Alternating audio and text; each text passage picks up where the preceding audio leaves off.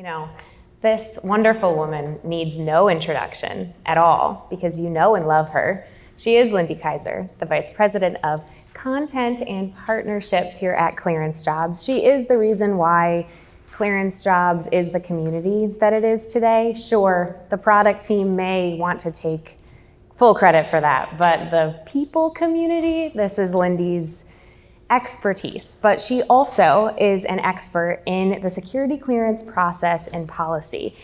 So much so that she literally wrote the book on it. So today we're talking about her new book, Trust Me, A Guide to Secrets, Who Gets Them, and Why We Have Such a Mixed Track Record with Them. So please join me with the biggest round of applause that you could do for Lindy Kyzer.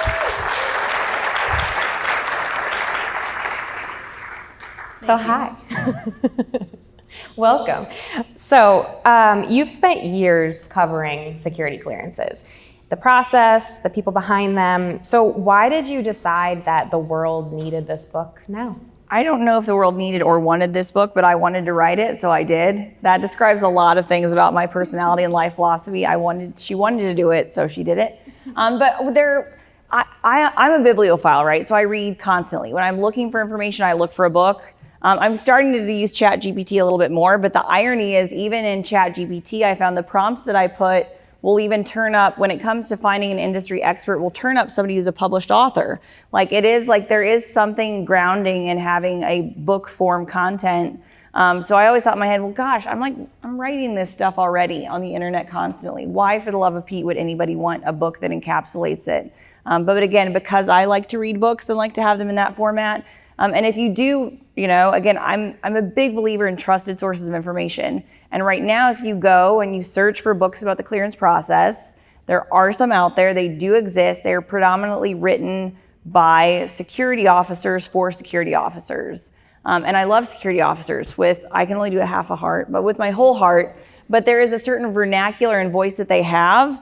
And it's a voice that I've never had, right? So I've always been like a strategic translator between this is the policy and this is the reality, and engaging all of those stakeholders. And I sent it literally to somebody somebody who popped into my LinkedIn DMs, as people will do, and asked me questions about her application process for a 3-letter agency. And I sent her the manuscript and I was like, hey, would this be helpful? And she's like, oh my gosh, this would have been so helpful. So my thought was if I could scale that, and there's other people who are looking to apply or, in universities and considering the intelligence community, you have to get a security clearance. And so I wanted some resource. And I talk about the ISU, which even for me as a security practitioner is an entity that doesn't get talked about a lot. So just have one resource that talks about who are these different stakeholders, what do they do, why should I care? Now there's a book. And we're so grateful that there's a book. So I entered this industry 2 years ago, thanks to you. And yeah, I didn't really know much about the security clearance process or really who had them, how do you get them? And I wish that I had this book 2 years ago, because as I was reading it on the flight here, I actually came across this section, and I want to read it to you all because it was the first time that I was like, not that I didn't understand the security clearance process at this point, I do, but the way you describe this makes so much sense. So I'm going to read it. Think of it like a driver's license. To obtain one, you must meet specific criteria established within your state. You might hold that credential in your hand, but if you get into a crash, start to lose your eyesight, or give your state other reasons to question your reliability on the road, you'll lose the privilege. Obtaining a security clearance grants you access to the government's secrecy superhighway, and the agency or company sponsoring you is the car that puts you on the road. Lose the license, eligibility, or the car, the need for access, and it's back to walking. And that was such a perfect, succinct analogy, and that's why everyone needs to read this book. I hope it's right. Charlie Phelan's in the room, so I'm like, he's gonna start criticizing what my credentials and car specs are. Is it a Tesla? Is it a Buick? What do the roadways look like? How many potholes are there? I highly doubt he will criticize you. So the subtitle of Trust Me hints at a mixed track record with secrets. Can you unpack what that means and why it matters? I mean, that was pure clickbait. I can't even remember coming up with that subtitle, but I was like, the problem with writing a book is you're just destined to piss off probably half of the people regardless. And the minute I said that, I knew, gosh, all my friends in government would be like, what mixed track record? What are you talking about? We actually have a very fantastic track record of protecting secrets. So I was like, writ large, yes. But I wanted to hint to the complexity of the process, and it is that it's never going to be perfect, but it's a tagline. It's understanding kind of like why this process is so complex. And I was like, even I sort of like, oh, do I want to say mixed track record? I just couldn't come up with a better way to say it. But I think that's fair. It's not, overtly critical of the process. It's just, it's a little mysterious for good reason, but also the people that want to get into the industry, need to have a better understanding. So you weave together real stories, humor, of course, and practical advice. Why was it important to bring a human voice to what can otherwise feel like a bureaucratic or intimidating process? Oh gosh, because that's my favorite. I mean, that's like who I am as a person, right? So if you're going to write, you need to like own what your voice is in the process. And I just think it's so important that we talk about this whole person concept in clearances all the time, but we don't actually, understand that means imperfect people, right? And I think I love security, but the security policy books that are written out there do not humanize the process. And so I think I hear this all the time. People are like, if you can get a clearance, Lindy, there's hope for the rest of us. That should probably make me feel more ashamed, but it makes me feel really good. Because I do think that we see this, if all you have in your head is that in order to work for the intelligence community, you have to be old and boring. And now I love old, boring people, I do, but we need everybody in the process. And I think a lot of, unfortunately, experts typically are senior professionals who potentially look a certain way. So for me, it was just showing people that as an imperfect, fallible, fun human, I have chosen to pursue a career in national security. It was the first job I got out of college. I have loved every day supporting the government and national security.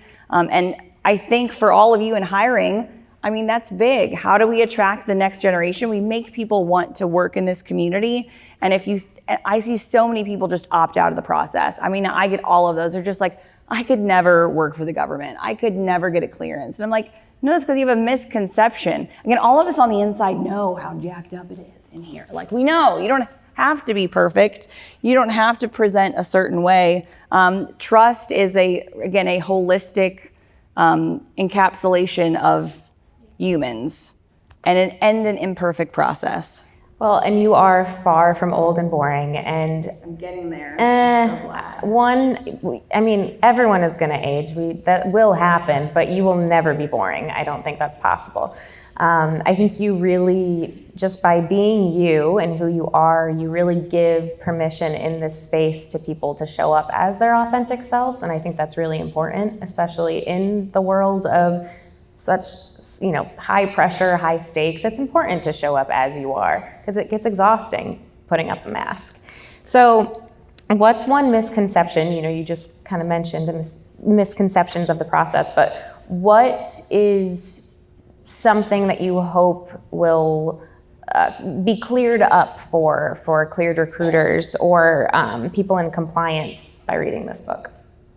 I think just understanding, a big one for me is I write about each of the adjudicative guidelines. I think that was a takeaway. Corey Klein in his session yesterday was like, if he could tell recruiters one thing, read the adjudicative guidelines, give your candidates the adjudicative guidelines. It never ceases. I know because of the emails that I get, there is an information gap for a lot of individuals coming into the clearance process who are not given any information.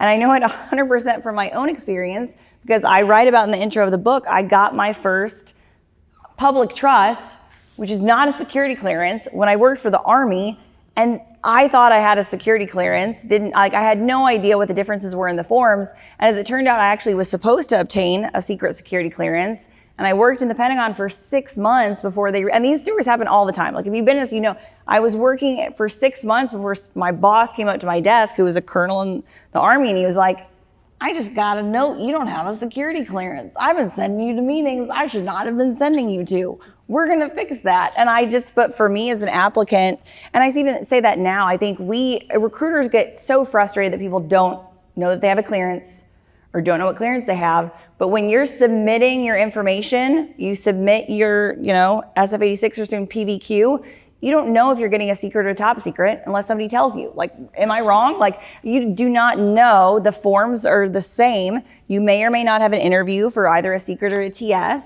So I've literally had, like, again, folks get their determination, be like, well, son of a gun, I got a different clearance than I thought I was getting. It's not transparent. And the agencies too, issuing agency being different, who you're working for, you might have different badges, which eligibility is current. Keeping track of all of that is incredibly complicated. So I think for me, again, a big part of it is such a valuable career credential. I mean, we talk about it all the time. I talk about a friend who teaches in the Georgetown Master's program, and she actually tells, like, kids are paying a lot of money for a Georgetown Master's. She's like, actually, if you could get somebody to get you a TS clearance, it would be easier for you to get a job than you as a young person who doesn't have a clearance. So we invest a lot in educating, again, a lot of master's programs. I don't hate master's programs, but honestly, getting a master's in security clearance and understanding your eligibility, if you want to pursue certain careers, is going to be more valuable. And I hope this book helps with that.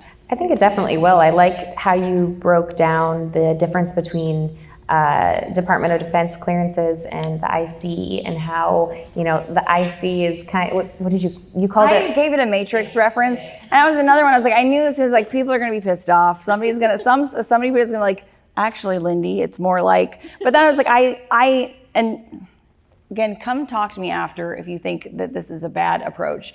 But for me, it is like creating correlations or humanizing the process in ways that, like, you get, like, you're taking a red pill or a blue pill, because you're always like, the adjudicative guidelines are the same. They're not implemented the same across agencies. And the IC is a totally different bucket. And so I'm so glad that we have Bill Peterson here this afternoon and Brett Menson talking about suitability, because people honestly conflate and do not understand the suitability process at all. And when I'm talking to recruiters, I'll be like, suitability probably is throwing more wrenches in your programs than security clearances are a lot of times. Security clearances get blamed, but there's a lot going on in the suitability process. And I should say that too, like, I mean, I talk a lot about security clearances, but the book does kind of take on this Trusted Workforce 2.0 framework of talking about vetting. Like, it is vetting. The government is moving to this model. What does it look like to vet people in trusted positions? Yeah, no, it does. And you also talk about the security clearance processing timelines, which is a constant hot topic in this industry. So what surprised you most in your research on about where the system is working and where it's not? Well, the history is what is interesting to me. And I knew some of that, but I feel like this is why I love when Michael Thomas comes and talks. Because National Archives, you do get a history lesson every time they talk. So understanding, like, why do we have the frameworks that we do? And even right now, I mean, Department of War, like, I find like we're going back in time a little bit, but understanding that is like, oh, what has changed over the years? Like, what kind of mileposts have we had before when it comes to change in policy and process? Because again, I feel like understanding the present and future is sometimes understanding the past. So looking at what our history has been in terms of how we've done things, and Charlie's always good at framing this, like, some of these problems we've been talking about the same. The GAO, Government Accountability Office, you could probably copy and paste some of their reports from the 1970s, and I write about that in the book, and we're addressing the same problems now. So for me, as someone who tries to operate now in the policy reform space, and is an eternal optimist, and I refuse to give up my optimism, thinking about, hey, why are we still tackling some of these same problems? Why is reciprocity still such an issue? And then I'm very action oriented. So, like, what can I actually tactically do that's not just screaming into the void and potentially make this process better for people? Yeah, and you did talk about how the eligibility has evolved over time. I think I'm probably mixing up the dates, but I know that, I think, was it in 1980, they changed the cohabitation and same-sex relationships, like that was a flag, and that was changed fairly recently in terms of history. And you talked about the new PBQ and how the marijuana reclassification, might be happening, and so it was moved to a different question. Can you expand a little bit about that? Yeah, I mean, like marijuana, people always ask about drugs, man. Everybody loves to get so many questions about drugs. And like, again, I think I wanted to address that a little bit because everybody attacks the adjudicative guidelines. I don't hate the adjudicative guidelines. So people talk about changing, like, why is sexual behavior an adjudicative guideline? I see reasons behind that. They're actually in the process of rewriting the adjudicative guidelines now, though. So if you have strong opinions on that, now is the time. But I kind of want to talk about the history of, it's actually better to have this framework of adjudicative criteria established, and they have the wiggle room they need, I think, within those.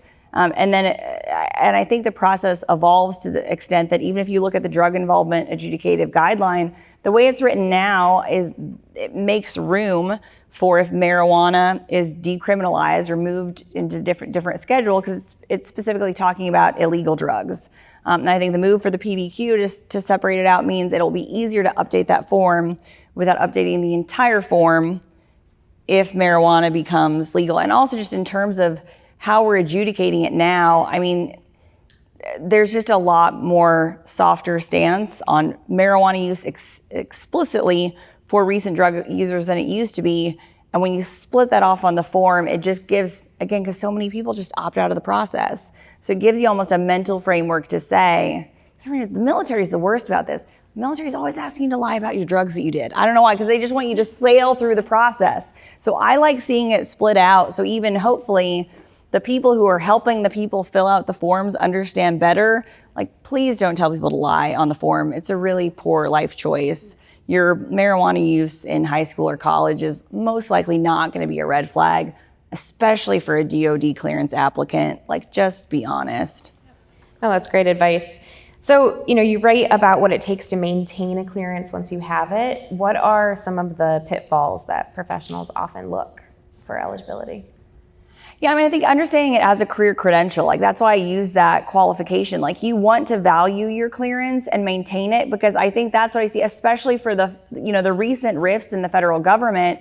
I think, we talked about this again on a panel yesterday, saying, if I have a TS SCI with a full scope poly, I will see what I can reskill them into, right? You're like, you might have a crazy background. What is your potential, right? Like, but I don't think people always look at their security clearance as a part of that and then maintaining that. So for me, it is also understanding and awareness of what your clearance is. To my point of, like, it's just people focus on their job, which is good.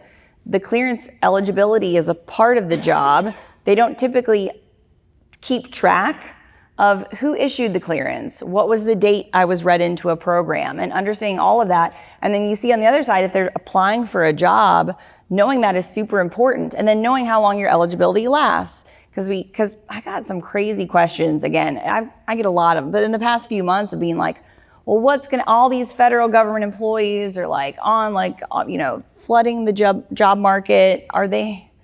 It's like, I don't want any of them to do drugs or do things that are going to affect their eligibility, because then if you're trying to get back into a program, the last thing you want to do is get super pissed. Again, leaving an employment well is important.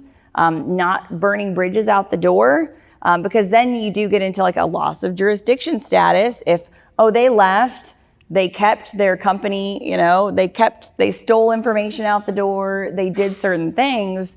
That affects your ability to land a next job. So disgruntled employees are people leaving their jobs and being unhappy.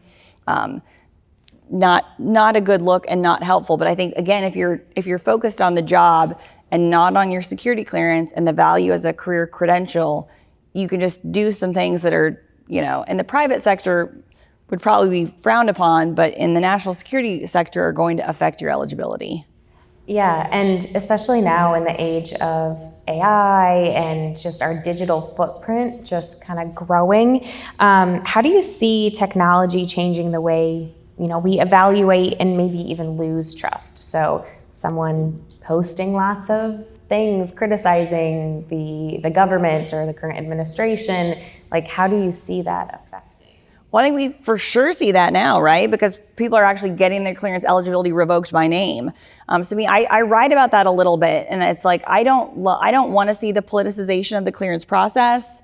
I don't think that's what we're going for. But I do think it should remind folks to really be focused on accomplishing the mission, supporting national security, and not conflating personal opinions with what they do professionally. So I specifically call that out and warn folks of like, this is important. And I don't think you don't lose your free speech rights as a security clearance holder. That's not what the process is about. But I do think people need to be cautious, and people need to put national security folks. That's always what you've done. The security clearance process is a constraint. Like you are accepting constraints. I can't go to Colorado and do all the drugs I want to do. I can't go gamble and like just go crazy. I can't go to Amsterdam and who knows what the people do there. They wouldn't even let me go because I wouldn't be trusted.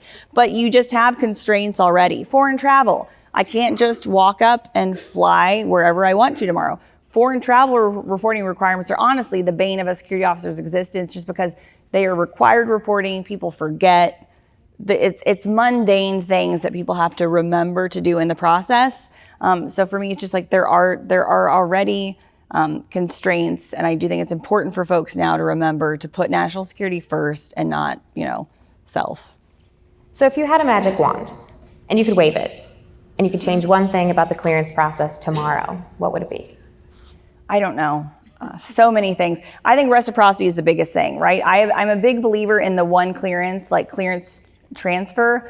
I don't understand that one, because it seems like in my head, and I know better, because I know these government agencies. I know they're all special, and I know they all have their special requirements. But it does seem like even, gosh darn it, NSA to CIA, like you're spooky squirrels to cyber squirrels. Just switch it. Just be nice. Like, don't require another polygraph, because it causes so much issues and friction for candidates and also for employers that it affects the ability to accomplish the mission. And we see even now, like how people are doing in-docs and who's able to do in-docs for people in different, and then the delays that are created around that, and that just. And that's where I always want to poke, Director Cattler and Eanes a little bit more on that, because I'm like, I feel like, he's like, well, maybe the Sec EA is going to have to like clamp down. I'm like, well, can't he today? Like, what? Like, don't we already have the policy? Can we just do it? So if I could waive something, it would be fixing the reciprocity piece, just because I feel like that's just a level of friction that I don't know what policy is preventing that. I don't know why that has to be so painful. I think that's more than fair. So we've got about 5 minutes left, and so I do want to have time for questions, but I have to ask this question because I feel like it's a very Lindy question. If Trust Me had a soundtrack, what would the first song be? What is the name of the song that I sang at Connect? What? Hold on. Hold on for one more day. Or it'd be like, Don't Stop Believin'. I feel like I have to go back to the past, which is very appropriate for the clearance process. Hold on for one more day. That's pretty much what I would tell candidates. I like it. Yeah. All right. Well, does anyone have any questions for Lindy? They're like, no, please get off the stage. You've been here enough. Well, I have one more question if no one does. Right there.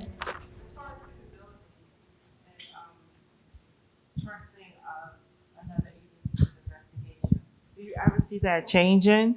Like right now, a person will have a top secret with NSA and they'll pull it. And then we're kind of scrambling, like, what do we do with their DOD clearance? Like, can this person still be trusted in a SCIF? Do we need to have them do another 86? Do we need to report something? I mean, what do? We just all at a standstill when that clearance gets pulled or granted. Yeah. Well, I mean, yeah, I think Eanes and Cattler were talking a little bit to that earlier, but the visibility, that's where technology could potentially help. Now, unfortunately, I don't Is INVIS going to fix it? I don't see a scenario where the IC communicating into DoD is going to happen. That's the problem you see, right? Like DoD reporting up into the IC, much more common, but the IC reporting adverse information back down is an issue. Now, I know it's an identified issue because if there is a red flag issue, I mean, from a security risk posture, the government should have a strong need to say that. But you mentioned suitability. I mean, the issue is suitability for an agency is totally separate than the clearance process. So you could be deemed unsuitable for an IC entity, and that suitability should not theoretically, depending on the reason, affect the other agencies. Now, I don't think we're going to fully talk to that policy change, but there are policy changes happening around suitability, specifically around adverse actions taken, and OPM having more oversight in those, and those decisions being more visible, because it has always been traditionally, when it comes to suitability, the wild, wild west, with each entity monitoring its own stuff and then making its own determinations, and there's never been, that I know of, correct me, people who know more, the adverse information reporting on suitability up higher. They are changing that now, so you will have some reporting up specifically of adverse information. But what we often say is sometimes the suitability determination isn't adverse, it's just unsuitable, and what does that mean? But this is why I'm so glad that we have an entire suitability panel, because suitability is the one that I understand the least, to be honest, and understanding that. And I think they're making huge inroads in government now to, again, make it more reciprocal, or at least when it comes to adverse information, understanding that and reporting that back. But it's complicated. So if someone in this room were to walk away with one thing from your book, trust me, what would it be? I love you. That's like my takeaway all the time. Well, I mean, I think like national security work is important, and I love you for supporting it. I mean, I wrote it as a love letter to the community. Even my end, it's like, it is like, this work is important and it matters. I find the security clearance process so important, and the people who support it so important. It's why I love security officers and national security workers. There's just a common passion. You asked me to say one thing. I said at least 5 things, which is very on brand. But just the work that you do matters, and you matter, and I love you for doing it. Well, we love you, and you truly have made such an impact on this industry, and I'm so grateful to be a part of it. And thank you for all you do. So does anyone else have any more questions? Let these people go to lunch. They don't want to talk to me. You can talk to me later. I love you all.